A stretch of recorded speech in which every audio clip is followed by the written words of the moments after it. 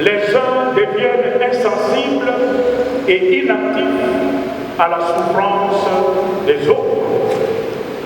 Comment est-il possible dans une même famille, pendant que certains membres souffrent, et vous, de votre côté, vous passez votre temps à faire des célébrations, à faire des fêtes et à dépenser énormément de l'argent au lieu de l'envoyer à nos militaires qui sont au front et qui risquent leur vie.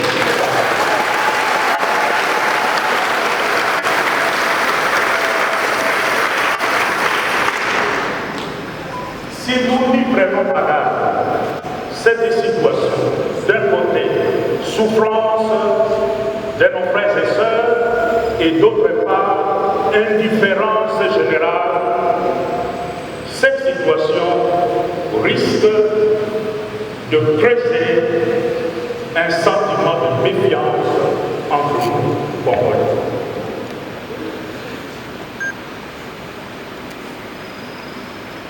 Devant un tel tableau sombre et qui correspond à la réalité que nous vivons aujourd'hui dans notre pays, malheureusement une réalité qui dure depuis au moins 30 ans dans cette partie de Béni,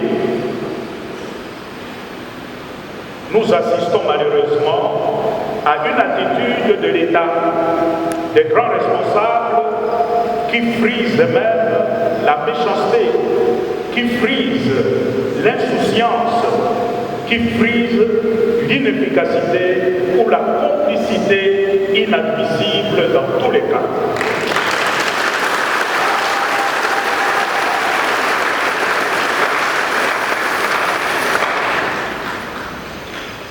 En principe,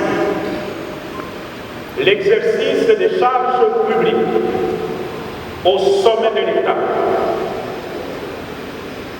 ou au niveau de responsabilité nationale devrait être en réalité un haut lieu de fraternité nationale, de souci permanent du bien, du bonheur de l'ensemble de fils et filles du pays. Comment comprendre que depuis tout ce temps, des hauts responsables ont-ils trouvé la force de laisser leurs frères et sœurs subir un tel traitement sur leur propre sang alors qu'ils ont la responsabilité de sécuriser tout le monde? C'est une situation qui est simplement inacceptable, intolérable et je dirais même révoltante. Chacun, à son niveau, puisse prendre sa responsabilité au sérieux.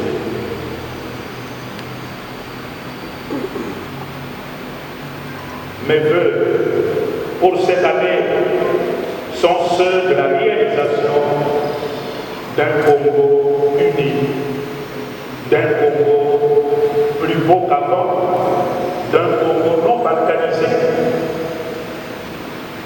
d'un Congo où les fils et les filles se reconnaissent comme enfants d'un même père et qui se soutiennent non seulement pendant le moment de grande fête, mais qui se soutiennent aussi pendant le moment de souffrance.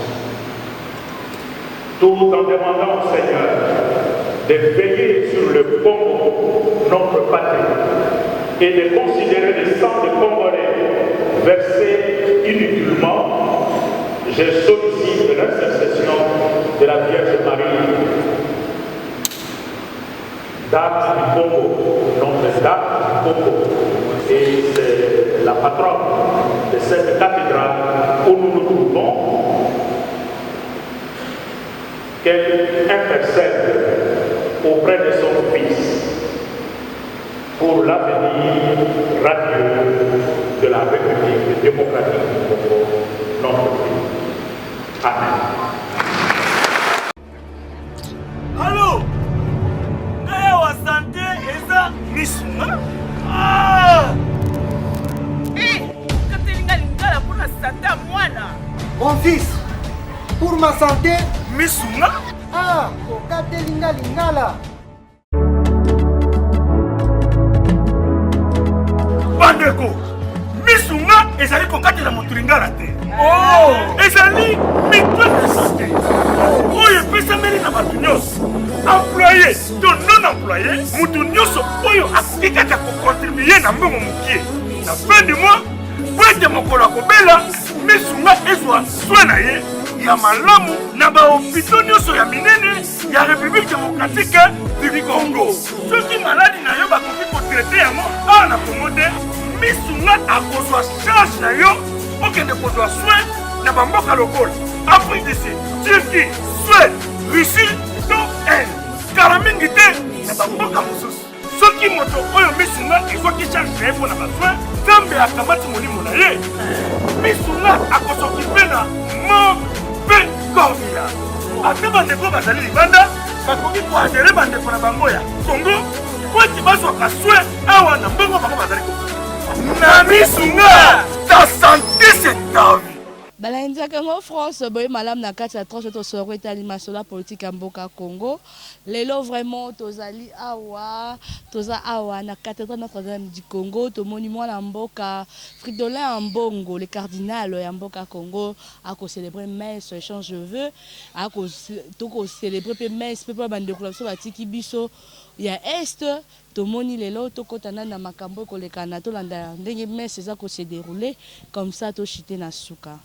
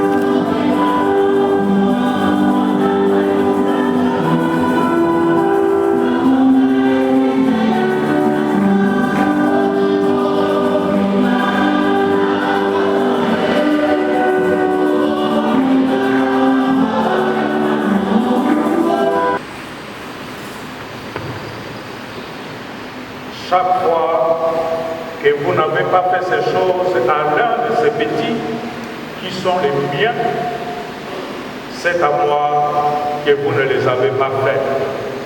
Matthieu 25, 45. Excellence, Monsieur le gouverneur de la ville province de Kinshasa. Excellence, Monseigneur le vicaire général. Chers frères et sœurs dans le Seigneur, je vous salue très cordialement et je vous remercie d'avoir répondu à cette célébration eucharistique qui, en réalité, est un véritable rendez-vous patriotique devant le Seigneur. Aujourd'hui, le 4 janvier, c'est un jour mémorial pour notre pays, la République démocratique du Congo. Nous commémorons tous ceux qui ont souffert, tous ceux qui ont versé leur sang pour que notre patrie puisse accéder à sa souveraineté en juin 1960.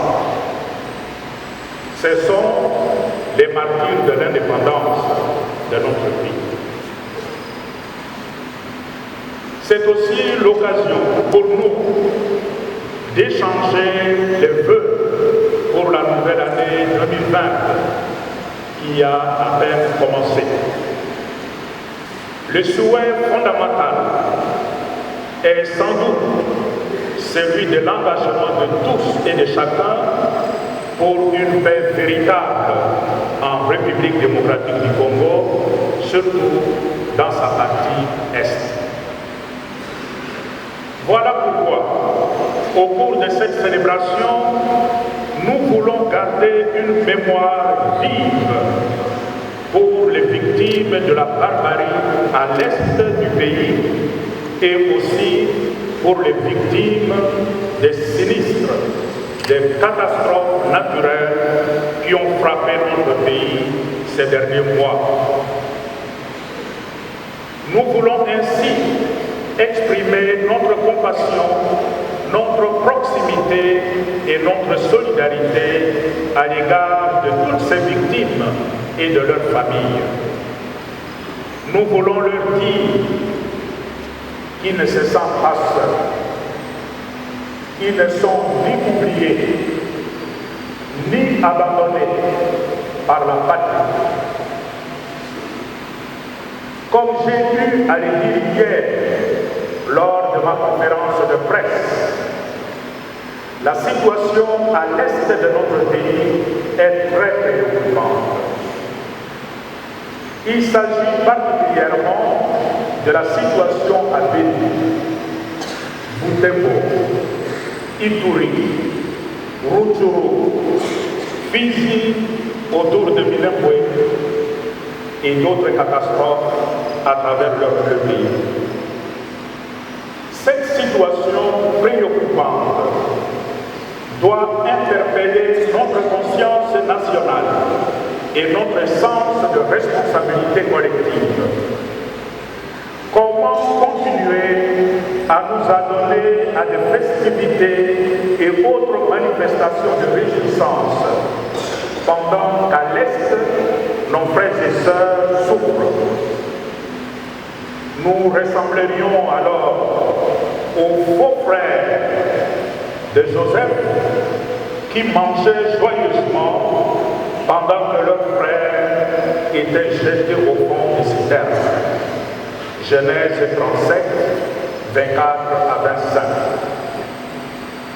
Une telle indifférence de notre part serait absolument coupable et incompréhensible. Rappelons-nous les paraboles du riche et Lazare, Luc 16, 19, 31. Du bon samaritain, Luc 10, 30 à 35. Et le texte du jugement dernier, j'étais malade, j'avais faim, et vous n'êtes pas venus à moi. vous n'êtes pas venu à mon secours au moment où j'avais le plus besoin de ton assistance. Matthieu 25, 45. Chers frères et sœurs, nos compatriotes à l'Est vivent une souffrance à la fois physique, psychologique et économique. Ils sont les premières victimes de la mise en application du plan de balkanisation de notre pays. Un plan qui est déjà en marche pendant que nous dormons de ce côté-ci du pays. Nos frères et sœurs, dans cette partie du pays, sont dépouillés de leur patrimoine. Ils sont massacrés, enlevés, torturés, et ils ne sont pas assistés. Pendant que de ce côté, nous continuons à multiplier les festivités, les grandes fêtes, avec des dépenses énormes, et eux là-bas vivent dans la misère, comme si nous ne vivions pas dans un même pays. Nos frères et sœurs,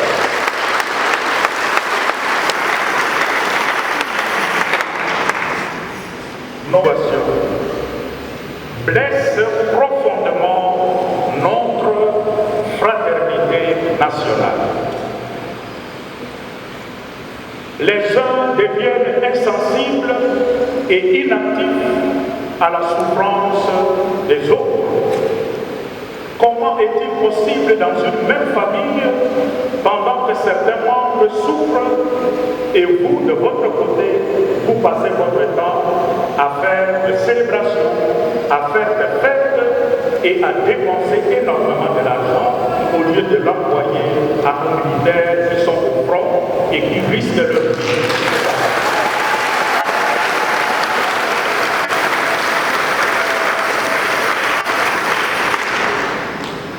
Si nous n'y prenons pas garde, cette situation, d'un côté, souffrance de nos frères et sœurs, et d'autre part, indifférence générale, cette situation risque de creuser un sentiment de méfiance entre nous, Congolais.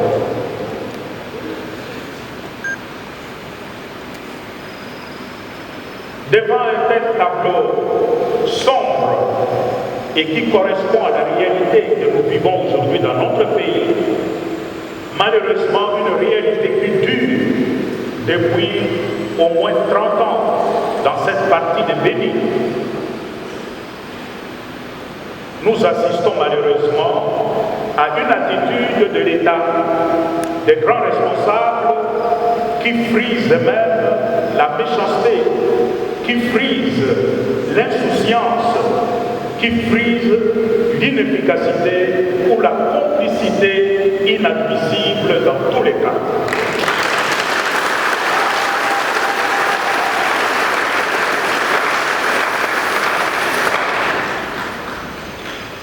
En principe, l'exercice des charges publiques au sommet de l'État ou au niveau de responsabilité nationale devrait être en réalité un haut lieu de fraternité nationale, de souci permanent du bien, du bonheur de l'ensemble de fils et filles du pays. Comment comprendre que depuis tout ce temps, de hauts responsables ont-ils trouvé la force de laisser leurs frères et sœurs subir un tel traitement sur leur propre sang alors qu'ils ont la responsabilité de sécuriser tout le monde? C'est une situation qui est simplement inacceptable, intolérable et je dirais même révoltante. Comment expliquer cette insensibilité alors que nous vivons dans un même pays? Hier, j'ai pris en partie notre média, la presse congolaise. Vous entendez des catastrophes qui se passent à l'est du pays, vous ouvrez votre télévision, vous ouvrez votre radio, personne n'en parle. Qu'est-ce que c'est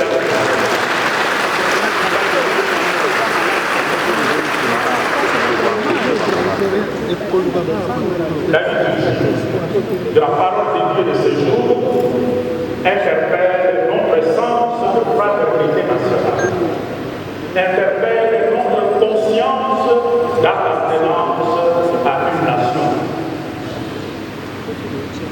Même si cette conscience est quelque peu émoussée, mais il en reste quelque chose. C'est pourquoi je voudrais insister sur deux points précis qui nous viennent justement de la parole de Dieu que nous venons d'entendre.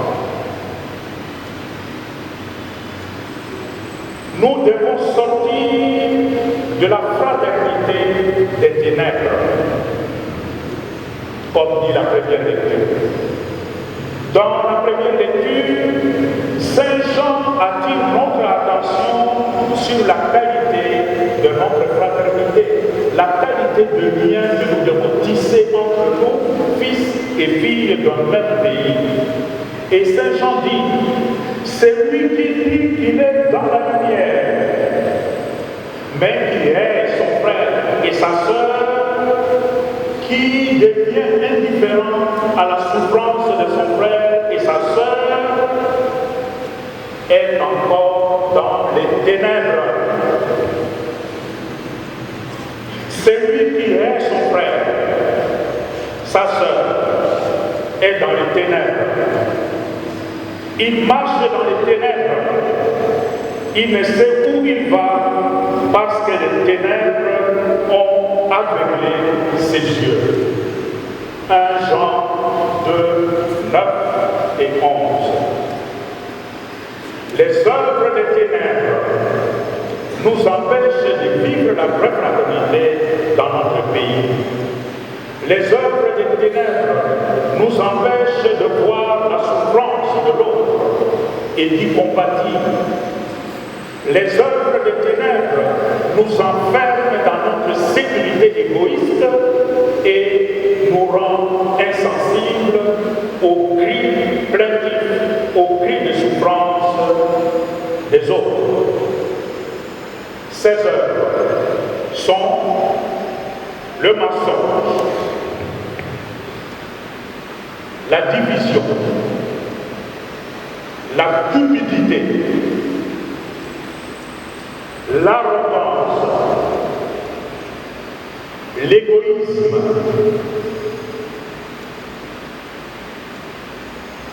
les mauvais accords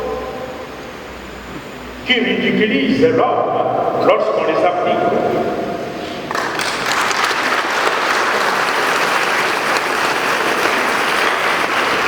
Le non-respect de la vie et de la dignité de l'homme, etc. Ces œuvres de lumière ne sont pas avec nous, mais les œuvres des ténèbres, nous les trimballons avec nous, et les œuvres des ténèbres ne peuvent que produire la souffrance, ne peuvent conduire qu'à la mort, non seulement la mort individuelle, mais même à la mort collective, la mort de notre nation, de notre patrie, pour lesquelles certains de nos frères et sœurs, à la veille de l'indépendance, ont consenti de payer le prix fort. C'est ce pays, cette patrie, que nous sommes en train de conduire à son agonie à cause de notre égoïsme, à cause de notre indifférence, à cause de notre insensibilité à la souffrance des autres. Saint Paul nous avertit lorsqu'il dit « Ne prenez point part aux œuvres infructueuses des ténèbres, mais plutôt les condamner. Il faut condamner ces œuvres. parce que ces œuvres ne peuvent que vous conduire à la mort. Éphésiens 5, 11.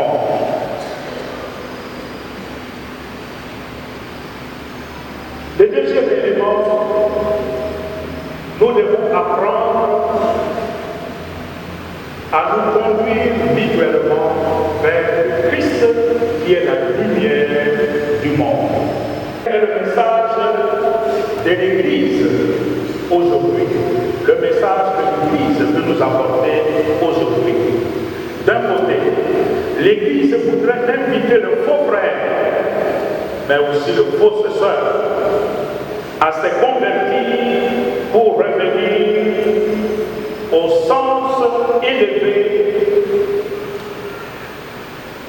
de la fraternité nationale qui devrait être pour nous la valeur suprême, la valeur qui s'impose à nous comme l'unique cause pour laquelle nous serions prêts à donner de notre vie. Nous serions prêts à sacrifier notre vie pour sauver ce que nous considérons comme la valeur suprême que nous partageons avec l'ensemble de nos compatriotes. Nous avons donc à nous convertir.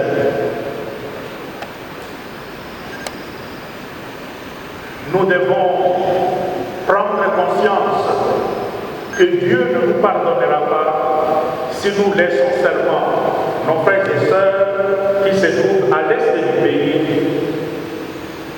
faire l'expérience au quotidien de la mort et subir l'humiliation d'être expulsés de leur maison, de leur village, pour aller vivre dans des conditions humanitaires insupportables. L'Église adresse un message en même temps de réconfort à toutes les victimes des massacres et des sinistres pour qu'ils sachent qu'ils ne sont pas seuls. Il y a des sinistrés, non pas seulement à l'est du pays, mais aussi au nord et à l'ouest, dû à des catastrophes naturelles. Nous pensons aujourd'hui aux victimes des inondations depuis le Grand Nord, le long de la rivière Ouélé, la province du Nord Ouélé, le sud, le haut Ouélé, le bas Ouélé, le nord Oubangui, le sud Oubangui, l'Équateur, en passant par le territoire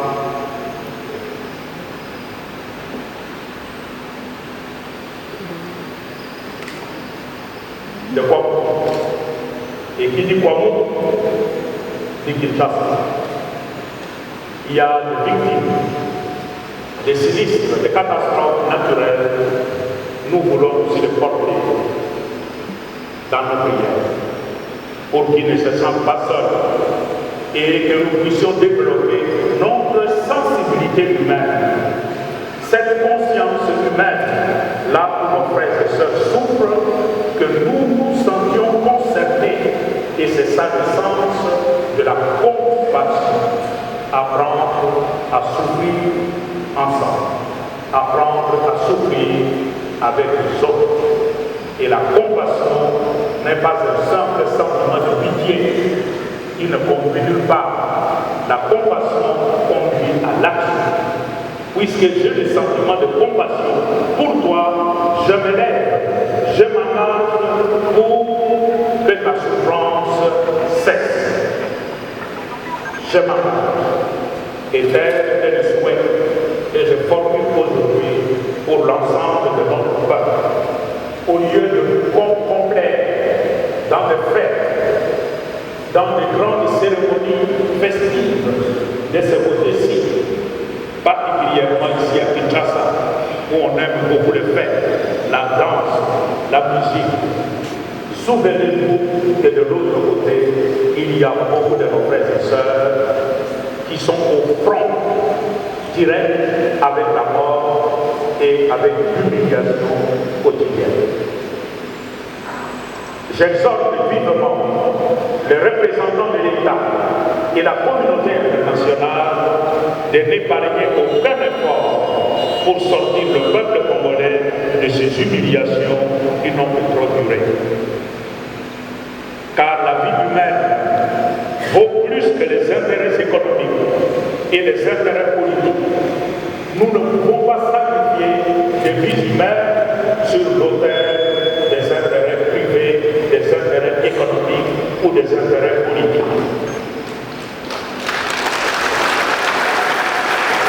Chacun, à son niveau, puisse prendre sa responsabilité au sérieux.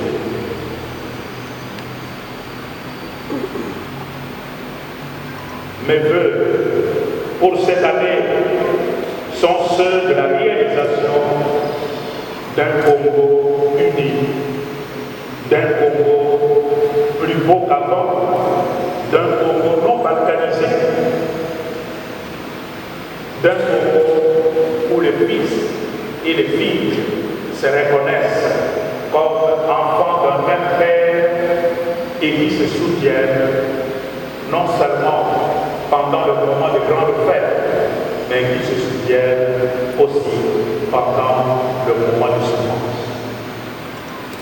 Tout en demandant au Seigneur de veiller sur le Congo, notre patrie, et de considérer les sangs des Congolais versés inutilement, je sollicite l'intercession de la Vierge Marie,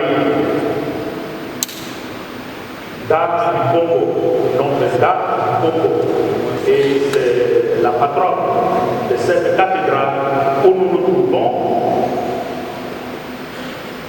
qu'elle intercède auprès de son Fils pour l'avenir radieux de la République démocratique du Congo, notre pays.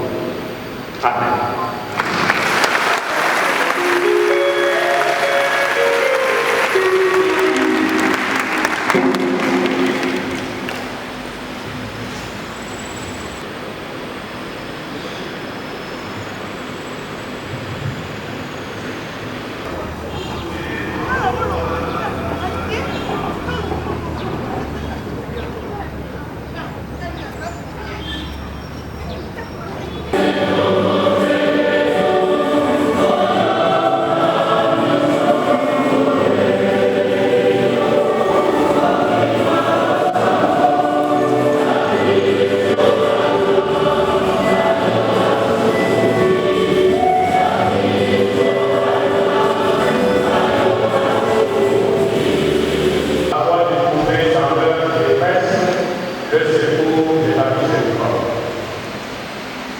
Par Jésus, le Christ, notre Seigneur.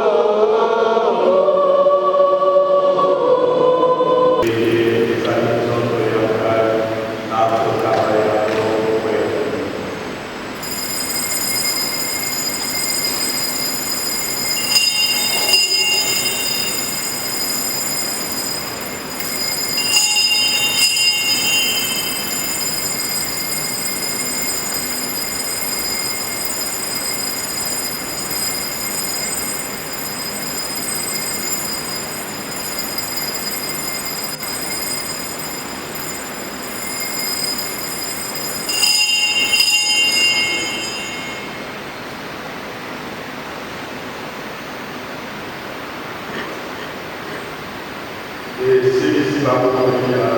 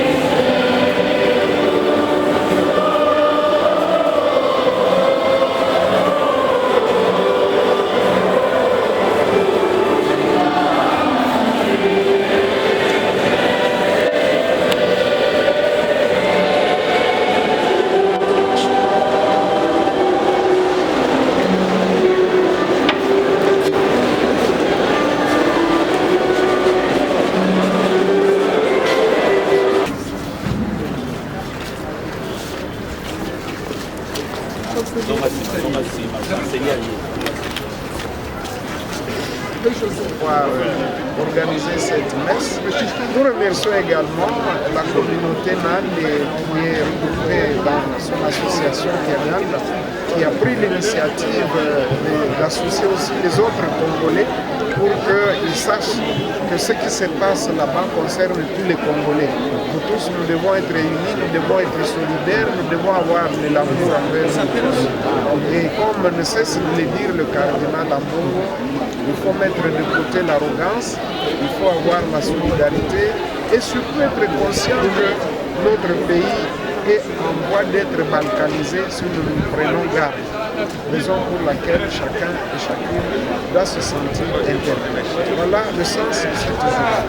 Merci beaucoup. Il a été question par son éminence de pouvoir pallier sur la situation politique et faire la rétrospective sur la situation politique de notre pays. Il a projeté l'avenir, mais ce qui est encore tragique, c'est ce qui se passe à l'est du pays. Vous allez confirmer ensemble avec moi, parce que vous êtes la 4e force de la République, vous êtes les journalistes, que le pays est en danger. Et il y a vraiment l'anarchie. Et comme il y a l'anarchie, donc bientôt là, nous allons tomber dans la dérive. Donc c'est une date historique, mais à mon avis, ce n'est pas vraiment historique, parce que les drames continuent à donner des effets très néfastes. Alors, nous appelons au sens élevé des responsabilités de son Excellence, Monsieur le Président de la République, garant de la nation, de pouvoir mettre fin à cette situation tragique. Vous avez suivi aujourd'hui que Mwanantsemi s'est autoproclamé comme président de la République parce qu'il y a l'absence de l'autorité de l'État. Le président Félix, c'est le fils historique d'un grand opposant de ces pays, même du monde, Papa Etienne Tshisekedi, de reste-mémoire. Ce que nous demandons le peuple congolais est que le président Félix Tshisekedi doit avoir du courage pour mettre en place une méritocratie qui va permettre au pays de vivre dans la paix. Son éminence, Excellence Fridolin Ambongo, a prêché la paix. Nous voudrions que cette paix soit une réalité pour que nos frères et sœurs de l'Est du pays vivent en paix. Nous avons besoin de la paix, nous avons besoin de l'implication personnelle du chef de l'État et nous ne voulons pas le mariage de la coalition FCC-Cash parce que c'est un mariage qui est contre le peuple. Voilà ce que je pourrais dire. Merci beaucoup, monsieur. Merci. Aboti Kolandeza qui met sur les canilelo na cathédrale Notre-Dame du Congo, tomoni moi mboka Fridolin Ambongo, on t'a célébré mais soana tomoni présentation tomoni baï catholique lokola moi mboka Gentili Ngobila, gouverneur à Villa Kinshasa, honorable Bati Lukwebo, tomoni pe ba cadre moi bela politique mboka Congo pe na baï catholique baï qui kosambela le poto le 4 janvier ça jour martyr à indépendance attaque journée historique en le Canada kaka bongo mais moi la mboka Fridolin Ambongo a otiko célébrer messe kitoko ya kafu otiko landa. Merci vraiment à Christian Chibuyi, à Axel To et à les jeunes millionnaires. Merci à Papi Batia de Bonhomme Lisanga, Papi Maïbenang Empire Basket. Merci à Gisèle Tetimer double monté ma presse, à Giclo Winner couple Kanyaka à Londres, le Bols Kassayan depuis Londres, Maman Bibichnoka Michonoka. Merci à Christian Touré Kenzo, à Olivier, merci à mon patron Didi Pumba, à Roger Louma, mon lui président fait ce qu'il n'a qu'à France, entendons-nous des caractères, David Olito, Ngalano Noctem Balasima, ciao.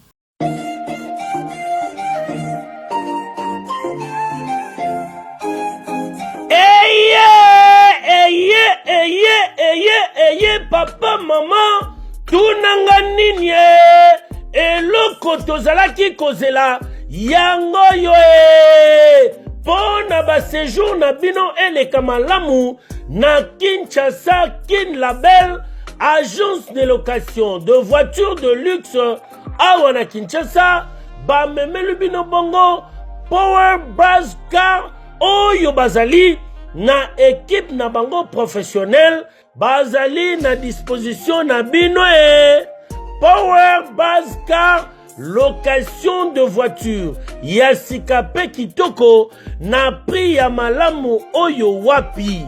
Okoki kokontate bandeko ya Power Baska na ba numéro oyo plus 243 85 151 5000 topé na plus 243 82 23 86 668 Beli Soussou na www.powerbase-car.com topé na contact email contact@powerbase-car.com Ozamo Bimba. Bana Kinshasa, tosa la confiance na ba professionnel ya bandeko ya Power Baska oyo bapesi offre spéciale pour na bino nyonso boko louer ba voiture pendant un mois na séjour na bino oyo bozali na yango awa na kati ya Kinshasa. Benga ndeko mobali ndeko mosi bandeko ya Power Baska po bazali ba meilleur na domaine ya location ya ba voiture de luxe. Power Baska eye kosilisa ba tracasserie nyonso ya transport ya ba délégation spéciale na bino ya famille pe ba transport nyonso privé oyo bozali na yango. Solution ezali kaka se moko Power Baska oyo ezali solution ya suka po na déplacement na bino nyonso express. Po na likambo ya qualité pe quantité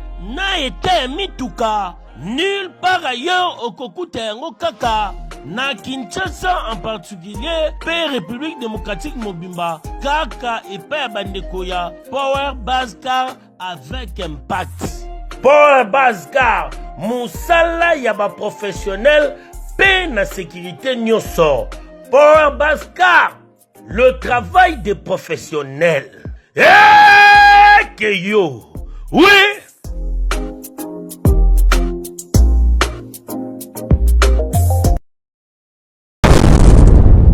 Congo France.